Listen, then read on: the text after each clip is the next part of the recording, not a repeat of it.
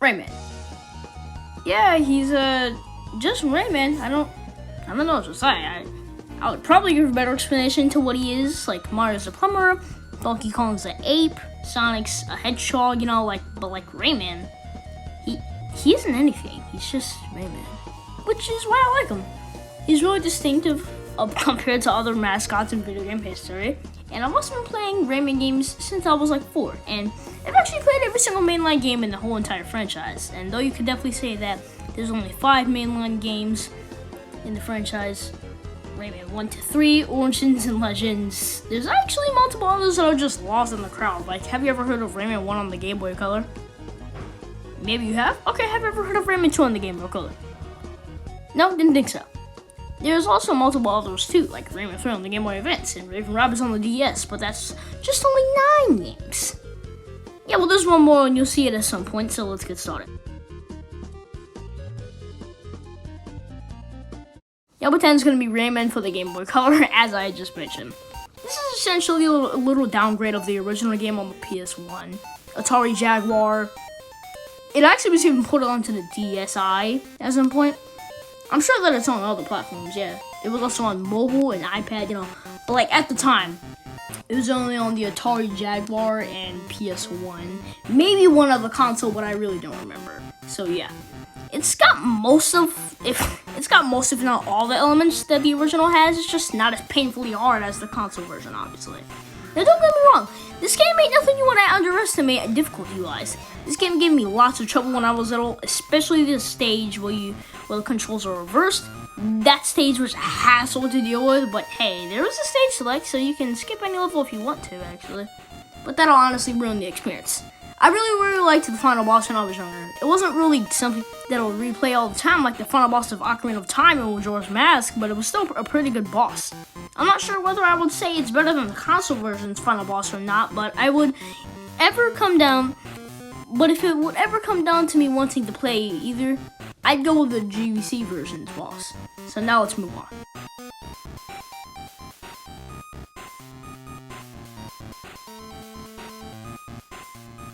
Number 9, Rayman 2 Forever. This game's got a lot of things that easily make it superior compared to its predecessor. For one, the stages are more open-minded. I was disappointed to see there wasn't any water in Well Bay, which, well, I guess you probably shouldn't expect it, but before every single stage there's a picture, and on the picture for Well Bay, it shows Rayman swimming. And well, yeah, water in platformers is a hassle most of the time. It still would have been pretty cool to see. The game's just overall better than its predecessor. I really don't know what to say.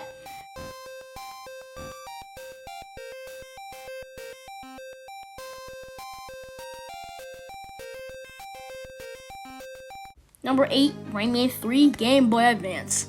I'm gonna be honest and say, I doubt that you knew this game existed. It's unsurprisingly not very popular and very few people talk about it, but I'll be joining that few right here, so yeah. This game tackles some pretty fun stages and none of them can really be that annoying besides the stage is that unnecessarily change up the formula. Like the kart racing ones, and the one we have to ride on this purple thingy, dinosaur crocodile thingy.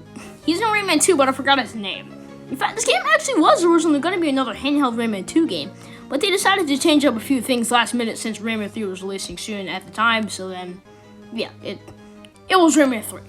So it has a Rayman 2-like story, and, Razorbeard is in it, but it has some story elements from Rayman 3, like, it shows the story of how Andre is in Globox's stomach and whatnot, but for the most part, it just follows the story of Rayman 2, not Rayman 3 as the name implies. And well, as you'd probably expect, the stages are very similar to that of Rayman 2's. And well, yeah, that's just all I'm gonna say. Wait, no. There's one thing. This game is hard, really hard. If you've ever gotten past the second or third world, man, this game is hard as crap. But I still think it's pretty good, so yeah, let's move on, I guess.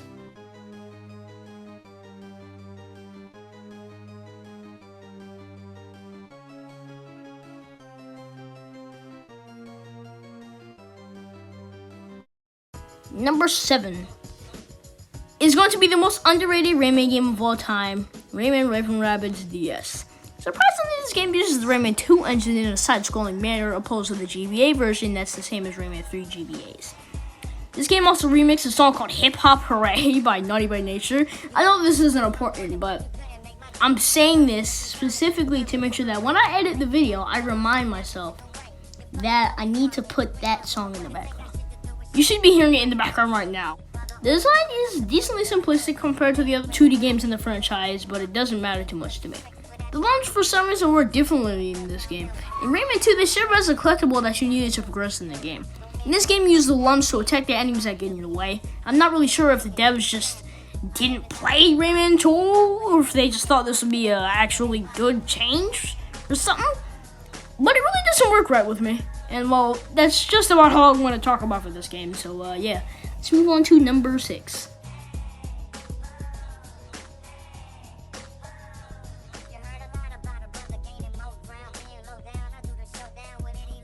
Rayman Raving Rabbids GBA. This is the last Rabbids game that I want to talk about. I promise. This game is amazing in my opinion. All the Rayman games I've played, which is all of the mainline games and every single game on this list, it's just that this is by far the easiest Rayman game ever. Well, besides Rayman Rabbids DS, because I've never gotten too far in that game, so I can't really say anything about that. But it doesn't necessarily mean that Rayman Rabbids DS is going to be easier, no. It's just, I've never really finished Rayman Rabbids DS compared to all these other games, which I have finished. Besides Rayman 3 GBA, I might not have finished some of the other ones. I don't freaking know, okay? I don't remember every single game that's on this list. So, yeah, like I said, I can't really say anything about that, but it was very easy. I don't think that it ruins the experience at all. In fact, since it's easy, it should be more fun for kids of younger ages, or maybe even my age. The first stage, the Dream Forest, does a really good job showing off the mechanics in this game.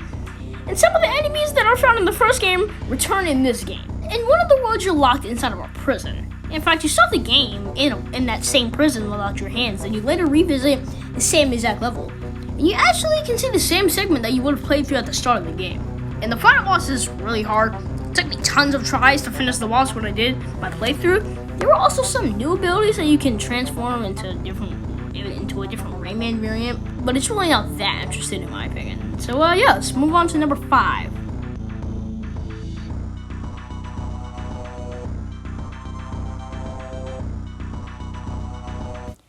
Rayman Origins. After Rayman 3, we didn't see any mainline games excluding the 2 Rabbids games that I consider mainline. But then we later got Rayman Origins.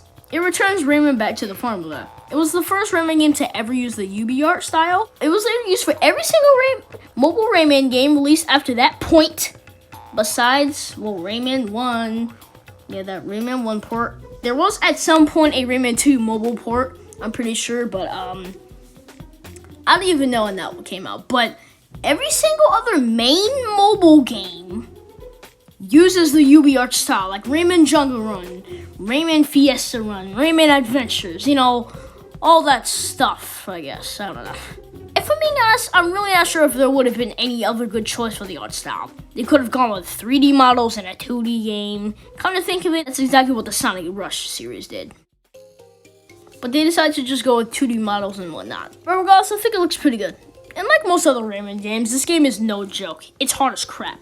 The game brings back the Electoons from the first game because, well, starting in Rayman 2, we had these little helpers as collectibles, whatever the heck you want to call them.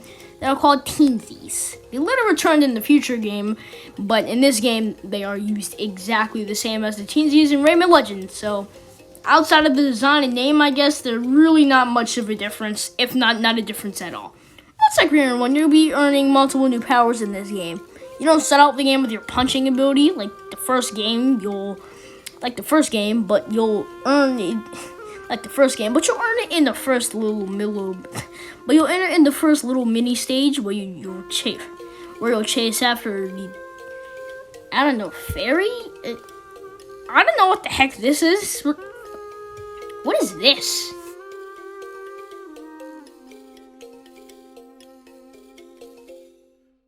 Number 4, Rayman Legends. This was actually the first Rayman game that I ever played. I was about 4 or 5 and I had it for the Xbox One. I remember just staring at the cover for a while. I really liked it, but then I looked at Rayman. I remember thinking these exact words. Why doesn't this idiot have arms or legs? Yeah, that kind of made me have second thoughts, but then I turned the game on and best decision I've ever made, hands down. Even playing Ocarina of Time for the first time, hands down, like I said. I immediately started playing and really enjoyed this game. At the time, I'd been playing a lot of Mario 3 Land and Sonic Colors DS, so this was just straight up another game series that I could add to my little collection of games I've played. This game's got almost every level from Origins, and if it didn't have that, then I would definitely say that Origins is better, if I'm being honest. Now listen, I'm not saying that this game's level design is bad.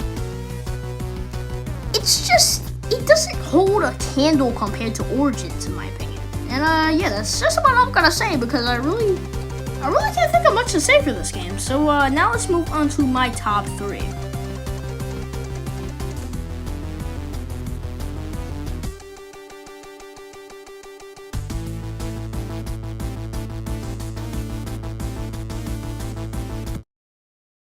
My top 3 games are going to be the first 3 in the franchise, of course being Rayman 1, 2, and 3. For number 3, I'm going to go with Rayman 1. This was the second game that I ever played in the franchise. I played the mobile/tablet version in like 2016, but sadly it's not even available on the, at least I know for sure, App Store. It might still be available on Google Play since, well, Google Play, I'm going to say this right now, it's definitely better than the App Store. Like, they don't ever take off old apps simply because you have a new updated version. Nah. So yeah, simply because of that fact, it might actually still be on Google Play. It's just I really can't guarantee it. This game is bright and colorful, so you'd expect it to be really easy, right? No. You'll have to get up the ranks and get new powers, like running, for example. It kind of makes sense to have it as a new power. After you finish a certain amount of levels, she'll then grant you a new power-up, such as punching, ledge grabbing, the helico, which is just gliding for a few seconds, his most iconic power-up. You can swing on purple lungs, yeah. And I think I'm missing just one more, well, this game really wasn't intended to be so freaking godly hard. It's just the devs didn't really playtest the game a lot. The level design of this game is dang near perfection. I see it have a lot of elements that the newer games tend to lack. Like, for example, in this game, you'll often be riding a plum on a large body of water. And in Rayman 2, you can ride it on molten lava. In Rayman 3, the plums honestly kind of suck. Like, you literally just pick them up and then throw them onto a spike a few times in the game. While in Rayman 2, my favorite variant of the plum, you'll, like I said, be riding it on freaking molten lava. But that's a whole entire different game that we'll get to in a bit. So let's just continue on to whatever the heck I was saying. In the newer games, it's always just running and jumping. There's really never any unique playstyles in the game. The bosses in this game aren't always too terribly hard, but the final boss, in my opinion, is pretty disappointing. The main enemy in this game is Mr. Dark. I know I didn't talk about him yet, but he is your main enemy throughout the whole game. In the final battle, you can even fight him. You fight a combination of the other bosses that you fight first, through a couple of phases. There's a bit of tension between the player and Mr. Dark, and then at the very end, you don't even fight him. There's just very few things that I dislike about this game, and that's just all about I've got to say. So let's move on to my pick for number 2.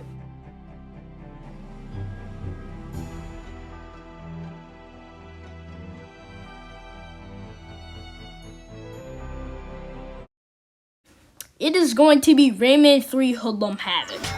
Yeah, I know there's a lot of fans that prefer Rayman 3 over 2, but I'm not one of them. But this is definitely one of the best games in the entire franchise. It was the second game to be in 3D, and, well, sadly, the last game to be in 3D, actually. Yeah, it was the last one. Please, if you make Rayman 4, bring it in 3D. I'm tired of seeing these 2D games. That's actually what's bringing the games down. Put them in 3D. It was also the first to feature the new design of Rayman that most people are familiar with today. This game is heavily combat-based. And it's really fun to just, go around killing multiple hoodlums at once all the time. The plot in this game is actually one of my favorites from the whole entire series. The main antagonist in this game is a black lum whose name is Andre. And apparently, if black lums, I'm going to say, fuse together, they create a hoodlum. Hence the name Hoodlum Havoc. The levels in this game are absolutely massive, and some of them can even take up to an hour to complete. And that's if you know what you're doing. Some of these stages took me like 4 hours when I was younger. And that's not even on just one playthrough. And thankfully, there is checkpoints halfway or quarter way, dime way, you know, stuff like that sometimes. So, yeah, you really don't have to play through these long stages in just one sitting. But you do have to get to your next checkpoint if you don't want to have to do that whole entire other segment that you just did again once you turn off your console. So, yeah. This game also has some pretty unique power-ups, and while it wasn't the first to feature general power-ups in the franchise, it was definitely the first in the franchise to feature power-ups that majorly changed the playstyle. In fact, I think, again, it's the only one to do that. Now, the only power-ups that we had in the older games were the ones that just made Rayman's punches stronger. Or that sparkly one in Rayman 1. I don't actually know if that's what it did, but I know that the gold fist did. But again, I'm really not sure about the sparkling power-up. And while in this game, there is, don't get me wrong, a power-up that does the exact same thing. And well, I guess you could call the stages where you can fly. We could infinitely fly a power-up, but I don't really consider that a power-up, considering you don't even get it in every single stage. And it's only there for like 1 or 2 stages, even considering the whole franchise. And the only reason I even mentioned that power-up is because, well, there's one exactly like that where you can fly infinitely for less than like 2 seconds in this game. But yeah, that's just about all I've got to say. So now let's just move on to the obvious pick for number 1. It's Rayman 2. This game supports a much darker tone compared to the first game, and if I'm being honest, every single game in the full franchise, even combined. The game starts out with Glowbox being dragged across the floor. Just this scene alone is darker than every single other Rayman game combined, and I say that with pure seriousness. And then after that, Lee the Fairy. Wait, what the F happened to Batilla the Fairy? He's not even that name. Lee's not even in any of the newer games either. Whatever. So just like I was saying, after that, Lee the Fairy gave Glowbox, aka Rayman's new best friend that didn't appear in the first game, some blue-looking orb thingy that he pulls out of his mouth. Then gives it to Rayman. The reason that this is so important is because Rayman had lost all of his powers before this point. You remember how I said Rayman 3 was heavily combat-based? This game, also like 3, has a great combat system. Sadly, you lose your charge after you jump, unlike Rayman 3, which I've never really liked. And when I say charge, I mean when you charge up your punch. And in this game, oddly enough, Rayman doesn't even throw his arms to, he doesn't have them. He doesn't even throw his hands to punch or anything. He throws blue ball, white orb thingies. Yeah, that's the best name I can come up with. But whenever you actually do fight a robot, which are often the main enemy that you'll find in this game, the combat system is actually kind of fun. It's definitely not the best, concerning, like I said, Rayman 3 has a better combat system, but whatever. This game's also, in my opinion, really hard. I remember specifically bringing my 3DS to school every day in the 1st or 2nd grade on the bus, literally every single day, and just playing Rayman 3. I also forgot to say this, but I've only finished Rayman 3D. I've only finished this game once, which was Rayman 3D on the 3DS. And well, yeah, that's just about all I'm gonna say for this. Yeah, Rayman 2 is a great game, and I would definitely recommend playing it. And in fact, I'd actually recommend playing every single one of these games, start to finish, even if I haven't finished all of them. So, yeah, that was my ranking. That's my cue to, end this video, because, trust me, I'm ready for this to end. And, yeah, thank you guys for watching, assuming that you watched all the way to the end and didn't skip. Yeah, that's it. I have nothing else to say.